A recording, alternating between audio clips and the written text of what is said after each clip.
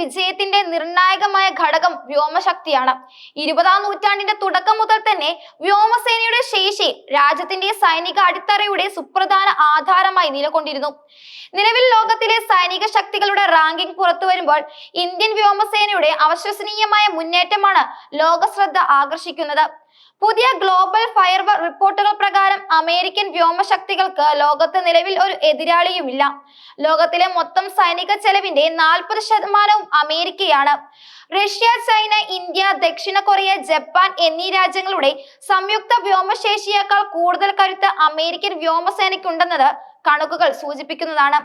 എന്നാൽ ഈ പട്ടികയിൽ ഏറ്റവും ശ്രദ്ധേയമായ വഴിത്തിരിവ് ഉണ്ടായിരിക്കുന്നത് ഏഷ്യൻ ശക്തികൾക്കിടയിലാണ്.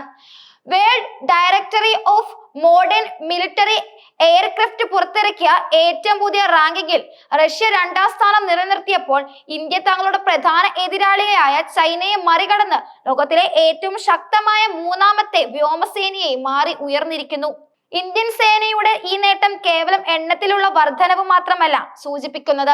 പ്രവർത്തനപരമായ തയ്യാറെടുപ്പിലും പൈലറ്റുമാരുടെ പരിശീലന നിലവാരത്തിലും ഇന്ത്യ ചൈനയെ മറികടക്കുന്നു എന്നതാണ്. കഴിഞ്ഞ കുറച്ചു വർഷങ്ങളായി ഇന്ത്യൻ വ്യോമസേന നടപ്പാക്കിയ ആധുനികവൽക്കരണവും തന്ത്രപരമായ നവീകരണവുമാണ് ഈ നേട്ടത്തിന് പിന്നിലെ പ്രധാന ശക്തി.